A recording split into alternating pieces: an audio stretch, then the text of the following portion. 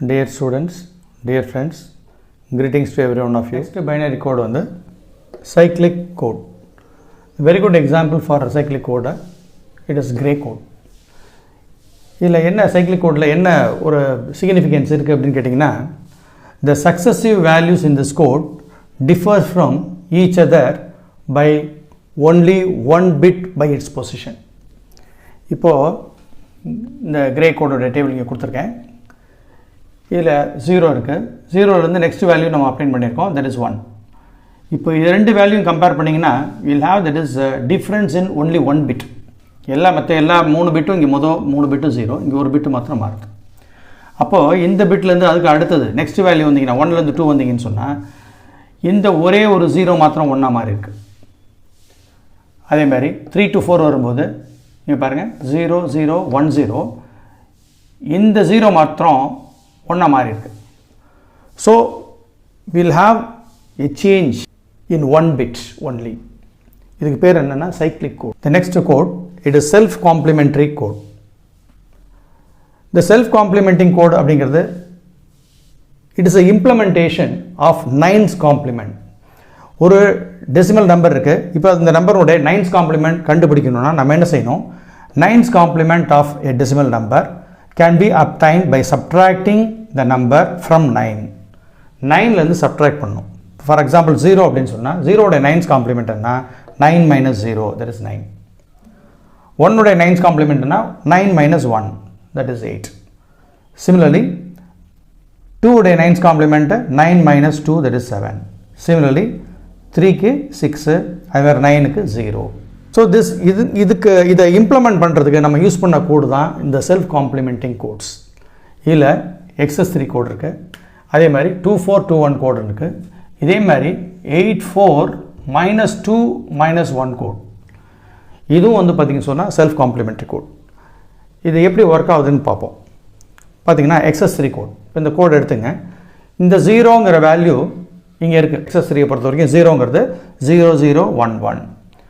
இப்போ இதில் காம்ப்ளிமெண்ட் எடுத்திங்கன்னா தட் இஸ் 1's காம்ப்ளிமெண்ட். இங்கே நம்ம பைனரியை பொறுத்த வரைக்கும் நம்ம 1's காம்ப்ளிமெண்ட் தான் எடுக்க முடியும். ஸோ 1லேருந்து இதை சப்ட்ராக்ட் பண்ணணும். இது 1லேருந்து சப்ட்ராக்ட் பண்ணோம் அப்படின்னு சொன்னால் 1's காம்ப்ளிமெண்ட் கிடைக்கும். ஸோ 0011 அப்படிங்கிறது 1100ன்னு மாறும். அப்போ அது எங்கே இருக்குதுன்னு பார்த்தீங்கன்னா இங்கே கீழே இருக்குது. So 0 is nothing but what's that, 9. If you take 9's complement of 0 you'll get that is 9. இங்கே பாருங்கள் 0 இருக்குது. இப்போ அதனுடைய 9's காம்ப்ளிமெண்ட் என்ன அப்படின்னா இங்கே இருக்குது, that is 0011 is nothing but 1100. அதே மாதிரி இப்போ 1னுடைய 9's காம்ப்ளிமெண்ட் வேணும் அப்படின்னு சொன்னால் 01100 இருக்குது. இது அப்படியே காம்ப்ளிமெண்ட் எடுங்க.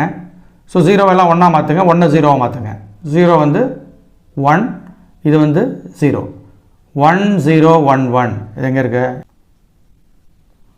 ஓகே. அதே மாதிரி 0101 இதை காம்ப்ளிமெண்ட் எடுங்க, 1010 இங்கே இருக்குது, 1010. Similarly the next value that is 3, it is here 0111, that is 4 உடைய 1's காம்ப்ளிமெண்ட்டை எடுத்தீங்கன்னு சொன்னால் 10. So it is nothing but implementation of 9's complement. அதே மாதிரி 2421 கோட். இதுவும் வந்து பார்த்திங்கன்னு சொன்னால் செல்ஃப் காம்ப்ளிமெண்ட்ரி கோடு. 0ங்கிறது இங்கே வந்து ஆல் ஜீரோஸ், இங்கே பாருங்கள் ஆல் ஒன்ஸ் வந்துடுச்சு. அப்படியே காம்ப்ளிமெண்ட் எடுக்கணும். இதேமாரி 1 அப்படிங்கிறது 0001, அதை வந்து என்ன பண்ணோம் 1110, கெட் த வேல்யூ. சிமிலர்லி 2ங்கிறது 0010, அதோட 9's காம்ப்ளிமெண்ட்டு 7. 3யோட அதேமாதிரி 9's காம்ப்ளிமெண்ட் வந்து தட் இஸ் 6. அதேமாதிரி 4உடைய 9's காம்ப்ளிமெண்ட் வந்து தட் இஸ் 5. ஸோ 2421 இதுவும் வந்து பார்த்திங்கன்னா செல்ஃப் காம்ப்ளிமெண்ட்ரி கோட். இதே மாதிரி 84 -2 -1 இந்த code binary code, negative weighted binary code பார்த்தோம். அதில் 84 -2 -1 கோட் பற்றி பார்த்தோம். இங்கே பாருங்கள் 0 இதனுடைய காம்ப்ளிமெண்ட் 011 இருக்குது. அதை வந்து என்னது காம்ப்ளிமெண்ட் எடுத்திங்கன்னா 1000. சிமிலர்லி 2 அப்படிங்கிறது 0110, அதை காம்ப்ளிமெண்ட் எடுத்தோன்னா 1001 இங்கே இருக்குது. அதே மாதிரி 3 0101 காம்ப்ளிமெண்ட் எடுத்தோம் அப்படின்னா 1010 அது இங்கே இருக்குது. 4 அப்படிங்கிறது 0100 அது வந்து 1011. So this is what is called the self-complementing codes. The self-complementing code எதுக்கு யூஸ் பண்ணுறோம்?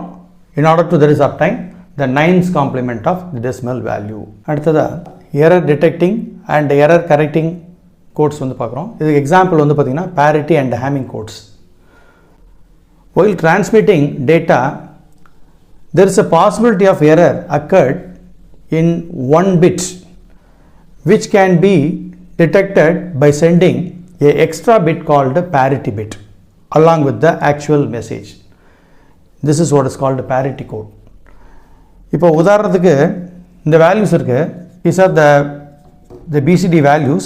இப்போ 8ங்கிற இந்த டேட்டாவை நம்ம அனுப்புகிறோம். So for example 8 contains what's that 1000. இப்போ இந்த டேட்டா அனுப்புகிறேன். இப்போ அதை அனுப்பும்போது சப்போஸ் ஒரு பிட்டில் வந்து ஒரு எரர் நடக்குது அப்படின்னு சொன்னால், ஃபார் எக்ஸாம்பிள் இந்த 1ங்கிறது 0வாக மாறுறதுன்னு சொன்னால், இப்போ நமக்கு ஆக்சுவல் டேட்டா வந்து 8, பட் ஆனால் இங்கே வந்து போய் சேரும்போது அது என்னவா மாறுது பாருங்கள், 8ங்கிறது 0வாக மாறிடுது. So 1 bit error cause what's that the major disaster. So 8ங்கிறது என்ன ஆயிருக்கு, 0வாக மாறிடுது. அப்போ அந்த 1 பிட்டை எரர் கண்டுபிடிக்கிறதுக்கு தான் நம்ம என்ன பண்ணுறோம் அப்படின்னா இந்த எரர் டிடெக்டிங் கோட்ஸ் யூஸ் பண்ணுறோம். That is parity code. இப்போ அதில் 2 வகையான parity இருக்குது. ஒன்று வந்து பார்த்திங்கன்னு சொன்னால் ஈவன் parity, இன்னொன்று வந்து ஆட் parity. இப்போ இந்த ஈவன் parityங்கிறதுல இப்போ ஆக்சுவல் என்ன மெசேஜ் இருக்குன்னு பார்க்கணும். இந்த மெசேஜ் வந்து பார்த்திங்கன்னு சொன்னால் ஃபார் எக்ஸாம்பிள் 110011 அப்படிங்கிற இந்த மெசேஜ். இப்போது இது ஈவன் parityனா இப்போ இதில் எத்தனை 1 இருக்குது, மொத்தம் 4 1 இருக்குது. இப்போ இது கூட வந்து என்ன பண்ணுவோம் அப்படின்னு சொன்னால் 0ங்கிற இந்த parity பிட்டை சேர்த்து இந்த மெசேஜ் அனுப்புவோம். இதுக்கு பேர் என்ன அப்படின்னு கேட்டிங்கன்னா even parity. So number of ones present இந்த மெசேஜ் இட் இஸ் ஈவன். பாருங்கள் 1 2 3 4. இப்போ இந்த 0வை இதோட சேர்த்து நான் அனுப்புறதுனால இப்போ என்ன ஆகுது அப்படின்னு கேட்டிங்கன்னா என்னது, ஈவன். நம்பர் ஆஃப் ஒன்ஸ் வந்து ஈவனாக தான் இருக்கும். நம்பர் ஆஃப் ஒன்ஸ் வந்து ஈவன், ஆனால் நான் வந்து இதை ஆடாக மாற்றணும் அப்படின்னு சொன்னால் இப்போ நான் என்ன பண்ணணும், parity பிட்டை 1ன்னு அனுப்பணும். அப்போ பாருங்கள் ஆட் parity பொறுத்த வரைக்கும் parity bit is added so that the total number of ones is odd. இப்போது 110011 அப்படிங்கிற இந்த டேட்டா மொத்தம் 4 ஒன்ஸ் இருக்குது. இது கூட வந்து என்ன பண்ணுறோம், இப்போ ஒரு 1ஐ வந்து எக்ஸ்ட்ராவாக அனுப்புகிறோம். இப்போது இது வந்து என்ன அப்படின்னு கேட்டிங்கன்னா ஆட் parity. இப்போ நம்பர் ஆஃப் ஒன்ஸ் ப்ரெசன்ட் இந்த மெசேஜ் அதை வச்சு இப்போ இதில் ஒரு பிட் எரர் நடந்திருக்கா இல்லையாங்கிறத நம்ம கண்டுபிடிச்சிட முடியும். அதே மாதிரி இதை கரெக்ட் பண்ணுறது, in order to correct the error we have what's that so many that is techniques. அதில் ஒரு முக்கியமான ஒரு கோட் தான் அந்த Hamming code. Error can be corrected by some binary codes like what's that Hamming code.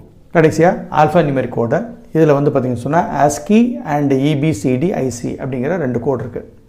இப்போ கீபோர்டில் இருக்கக்கூடிய எல்லா விஷயமும் இப்போ கீயை ப்ரெஸ் பண்ணோன்னா எல்லாமே வந்து உள்ளார கம்ப்யூட்டரை பொறுத்த வரைக்கும் பைனரி கோடாக தான் போகும்.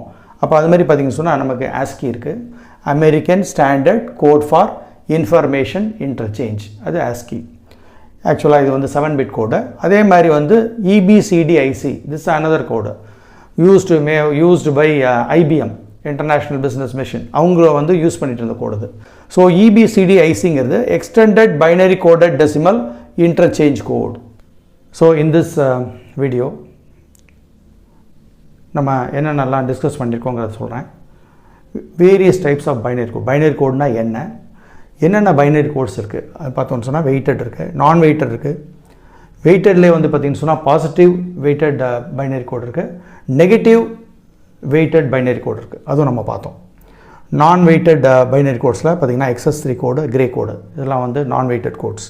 அதுமாதிரி சீக்வென்ஷியல் கோட் அப்படின்னா என்ன அதை பார்த்தோம். சைக்ளிக் கோட், கிரே கோட், அதை பற்றி பார்த்தோம்.